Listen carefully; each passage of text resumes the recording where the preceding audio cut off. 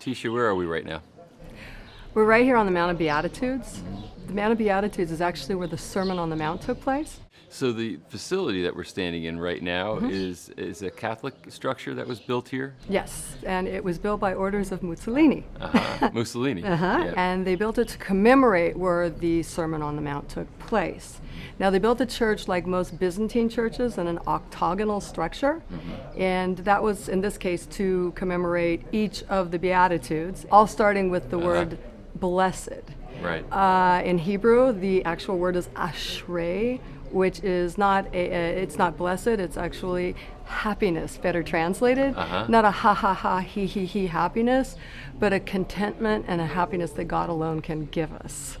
And so this church was built in 1927, but most people and most scholars believe that the Sermon on the Mount actually took place just down below. There's a natural amphitheater that the banana patch forms a natural amphitheater, and the acoustics are phenomenal. So very likely down below was the accurate location. So obviously the Sermon on the Mount is a very famous part of the Bible and a very foundational aspect of understanding, Christ's teachings. And so we're on the north side of the Sea of Galilee, or all these other terms that they use for that. So basically, when Christ was giving the sermon, he would have been doing it facing the sea. Well, the scripture says that he went up on a mountain, right? And so we believe he was facing the sea and addressing the crowd down below, right? Right. And then, so the crowd formed down below, he was up on the mountain. And so basically where we're standing now, we're looking out. So this is kind of the view he had while he was giving this inspired sermon. Right. Wow. So this area is where most scholars feel like the actual sermon took place? Right. So the area right here actually forms a natural amphitheater. The acoustics are phenomenal. Yeah. And so although we do have the traditional church up here, this is where most scholars feel that the Sermon on the Mount took place. Well, you could see it kind of rounds out, and so Jesus would have stood here, and the crowds would have been right down there. Right. Yeah, it does make sense when you look at it visually. You can imagine the trees were people, and he'd be up here speaking to thousands down below. Wow. Quite a sight. This area, this general area that we're in, I think you said something like 75% of the gospel happens right around here. I mean, in a very tight area. So give me some background on the history of Jesus as it relates to this place. I think it's really important because we're starting right now the center of his ministry. Like we said, 3/4 of the gospel took place in a tiny little, like 5-6 mile triangle. And we're right here right now. But let's go back to who Jesus was. Now, he wasn't from this area. Jesus actually grew up in Nazareth, and we remember his famous synagogue speech in Nazareth. Right. And that infuriated, he quoted from the book of Isaiah and said, "This is fulfilled before you." Right. It infuriated the people of Nazareth. They actually led him to a brow of a hill and wanted to throw him off. And scripture says that he disappeared from their midst and begins his public ministry right here. Now, I think it's important to go back and realize, who was Jesus? Scripture tells us that he was Jewish. Scripture tells us that he grew up in Nazareth. And scripture tells us that he was a rabbi. Right. So much so, you know who called him rabbi? Not his followers. His followers called him master or Lord. Right. It was the Pharisees that called him rabbi. So they weren't going to give him any credit that he didn't deserve. Right. And so also what's important is to realize that he would have been teaching like the rabbis of his time would have taught. Jesus is our Messiah, but how do we, there's a lot of years we don't know where he was. Right. If you think about it, the last time we hear about him in the temple, he was 12, and the next thing he reappears right here at the age of 30.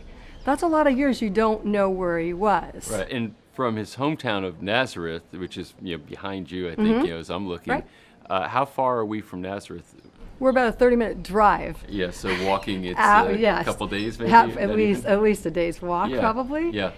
But we have to have a little bit of background on where he was, and I can take you all the way back to the age of 3. Okay. You see, because Jesus was a Jewish boy growing up with the typical Jewish religion, and so we know from the early books and early Jewish literature, we know exactly what the Jewish boys would have been doing. And so at the age of 3, a Jewish boy would have been memorizing the book of Psalms as his father would have sang the book of songs to him. Right. By the age of 5, he would have been committing to memory the book of Leviticus as his father would have been teaching him that. the age of 10, most Jewish boys would even have the first 5 books of the Bible, the Torah, committed to memory. By the age of 13, a Jewish boy comes into manhood, and most Jewish boys had the Old Testament committed to memory. Right. And we're already moving on to study the Mishnah, which was an oral law that was handed down from generation to generation from the time of Moses until it was compiled in Tiberias in the 2nd century. By the age of 18, a Jewish boy would be pursuing his vocation. And the age of 20, the same thing. Jesus was a carpenter, right, or a stonemason, right? That's right. And then at the age of 30, get this one, the Jewish people believed that a Jewish male came into his full vigor, and only then was he ready for his public ministry. Right. So at the age of 30, Jesus comes into his public ministry. Remember in the first miracle when he's turning the water into wine, and his mother comes to him and says, "Hey, we're out of wine." And he says, "Woman, my time has not yet come." He wasn't 30 yet, but he did the miracle anyways.